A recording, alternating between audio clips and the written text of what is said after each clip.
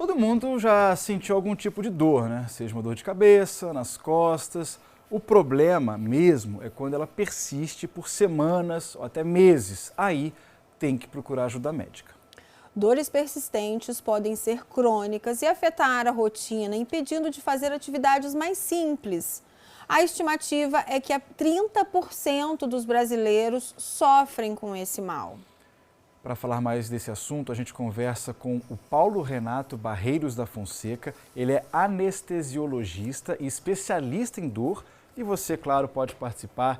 É só mandar a sua pergunta para o nosso WhatsApp, 99313-9599. Doutor, boa tarde. Muito obrigado por aceitar o nosso convite, por estar com a gente aqui no RJ. Obrigado, é uma honra estar aqui com vocês e também é uma grande oportunidade de falar com a plateia sobre uma doença tão importante que a gente chama de dor crônica.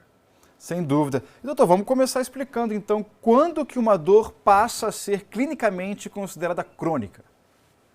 Então, essa é uma definição bem arbitrária, né? Bem definida em relação ao tempo. Ou seja, todos nós já experimentamos alguma dor, uma dor do trauma, uma dor de dente, uma dor de cabeça, uma dor nas costas. Essas são chamadas dores agudas, porque elas vêm e vão embora. Elas vão embora geralmente porque a gente tratou a causa, né?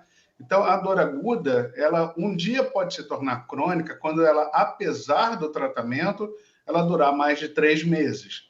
Então, deixa de ser um sintoma dor, que é um sintoma de alerta, de informar para você que está tendo alguma coisa errada, e ela passa a trazer outros componentes emocionais, sociais, mais pesados, próprios do sofrimento, né? Então, a dor crônica é um sofrimento de longo prazo, porque já tem mais de 3 meses de duração. E, doutor, existem tipos de dores crônicas? Existem muitos tipos de dores crônicas, mas nós temos uma Sociedade Brasileira para Estudo da Dor, e a sociedade, eu sou ex-presidente, fez um levantamento epidemiológico no Brasil e tem números em torno de 30% a 35% da população brasileira tem pelo menos uma dor crônica. E das dores crônicas mais prevalentes, as mais comuns, a dor de cabeça e a dor na coluna lombar, a lombalgia, são as mais comuns de todos nós, não só no Brasil, como no mundo todo. Doutor, tem alguma faixa etária mais afetada, de forma geral, por dores crônicas? Então, a infância, a adolescência, geralmente não tem muita dor crônica. Alguns casos específicos de dores de cabeça, algumas dores relacionadas a doenças musculares, ou os pacientes de câncer na fase mais jovem da vida, as crianças ou adolescentes.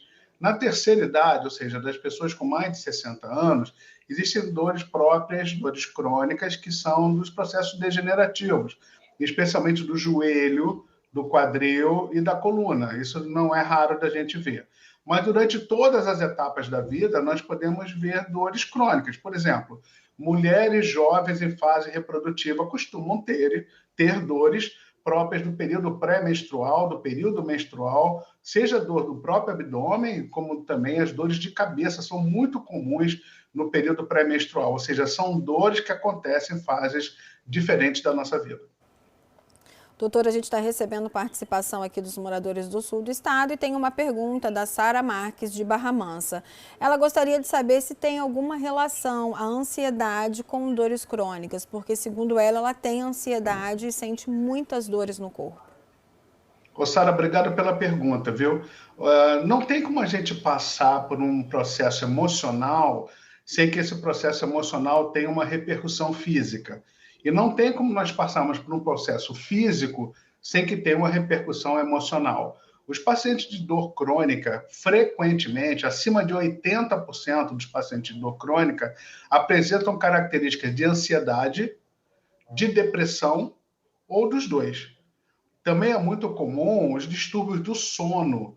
Uma das atenções principais das equipes que atendem paciente de dor crônica, melhora da qualidade do sono, e não do número de horas dormidas, que são conceitos diferentes. Tem pessoas que dormem muito tempo, mas a qualidade do sono é ruim. E tem pessoas que dormem menos tempo, 6, 7 horas, mas têm uma qualidade de sono muito bom.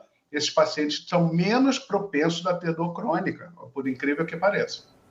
Agora, doutor, já falando de tratamento, que a gente sabe que cada caso é um caso, mas de forma geral, quando uma dor crônica é identificada e é batido o martelo, o diagnóstico, olha, é dor crônica que você está sofrendo.